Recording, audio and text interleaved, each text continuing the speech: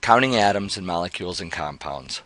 For this activity, you should have out both your counting atoms and molecules and compounds sheet and also a periodic table.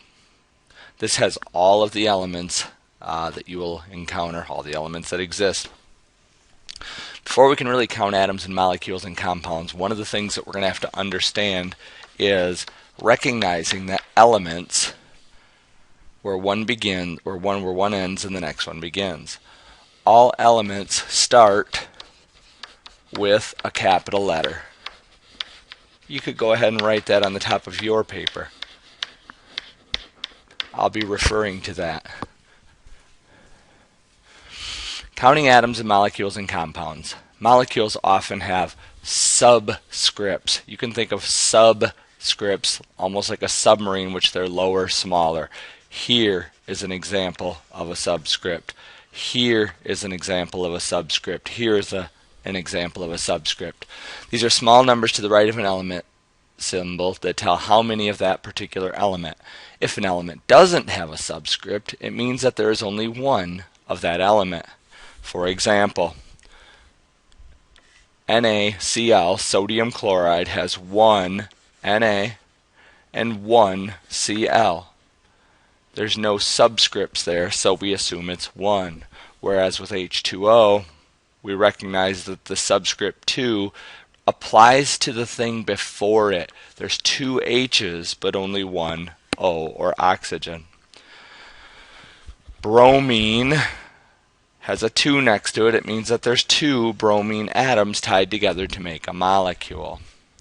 Phosphoric acid, H3PO4, consists of 3 hydrogens, only 1 P or phosphorus, and 4 oxygens. Got to put the 1 there. How did I know that the P and the O didn't go together? Because that's a capital letter and there's a new capital letter. It means it's the beginning of a new element. Molecules in a chemical reaction equation often have coefficients. These are large numbers to the left of an entire molecule. It tells how many of that individual molecule there are, and when you figure out how many atoms of each element the molecule has, you have to multiply this by the coefficient to get the total number of atoms of each element.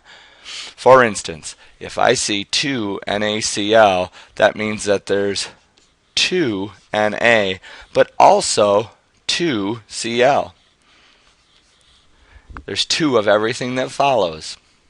3 H2Os, 3 times 2 is 6 hydrogen, 3 times, there's no 1 there, but it's implied because if there isn't a subscript, it means there's 1. 3 oxygens. 4 Br2s. 2 times 4 is 8 bromines or Brs. How do I know it's not 4 Bs and 8 Rs? Because the little r tells me that it's part of the element that was listed with the capital letter. All of the elements start with a capital letter. 3 H3PO4. So we have to do some multiplying. If I was to cover up that 3, I would have 3 H's, 1 P, and 4 O's. But once I can see the 3 times 3 is 9 hydrogen.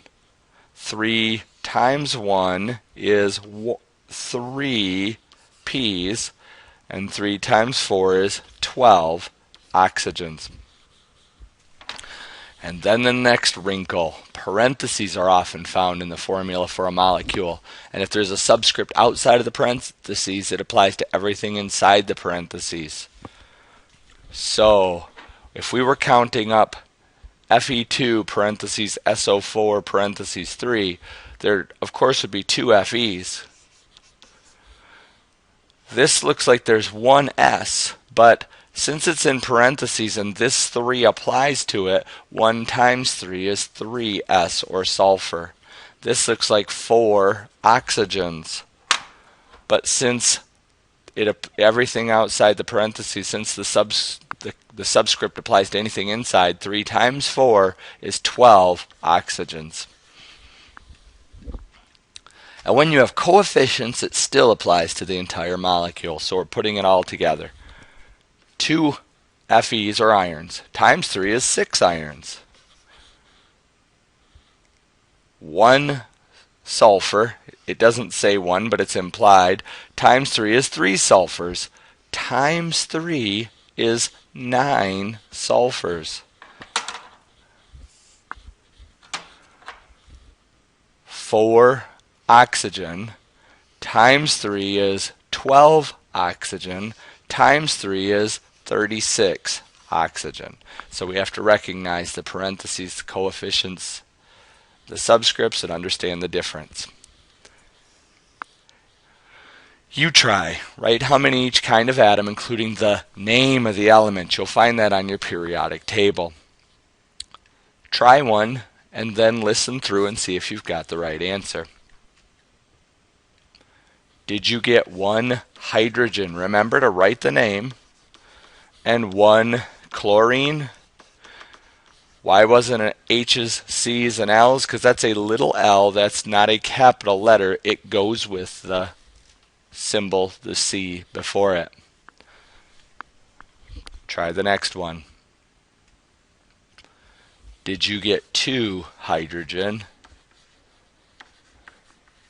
1 sulfur, and 4 oxygen?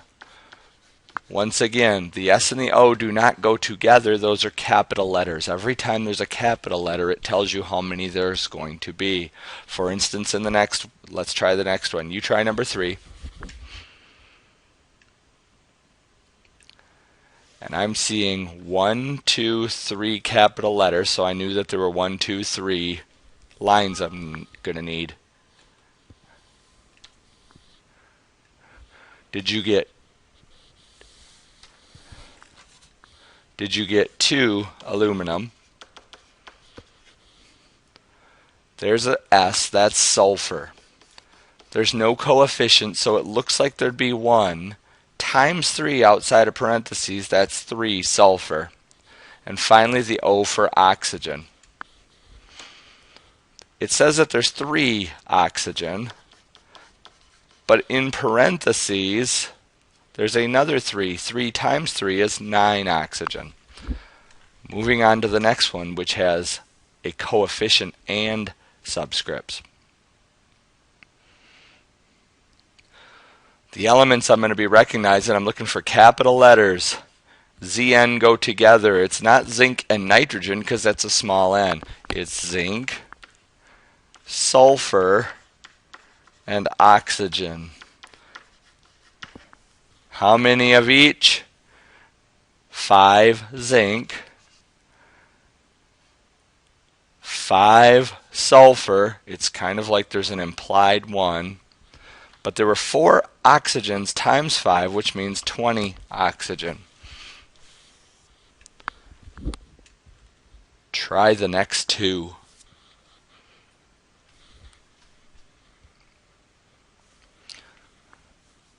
Hopefully you recognized that number 5 has carbon, hydrogen, and oxygen. 6 times 4 is 24 carbon. 12 times 4 is 48 hydrogen. And 6 times 4 is 24 oxygen. And the last one. I see capital letters. I see 4 capital letters. That's why there's 4 lines. One of them is nitrogen. Another one is hydrogen, phosphorus, and oxygen. Carefully counting through. Let's start with the nitrogen. The nitrogen has no subscript, so therefore it's 1. But it's in parentheses, so it has to be multiplied by this 3 to get 3. And there's a coefficient. 1 times 3 times 3 is 9 nitrogen. Hydrogen has a 4 next to it. It gets multiplied by the parentheses, or the subscript outside of the parentheses. 4 times 3 is 12, times the coefficient to get 36. Phosphorus. No parentheses, no subscript, so there's 1 phosphorus, but there is the coefficient, so there are 3 phosphorus. And finally, the oxygens. 4 oxygen showing with the subscript times 3 for the coefficient, that's 12 oxygen.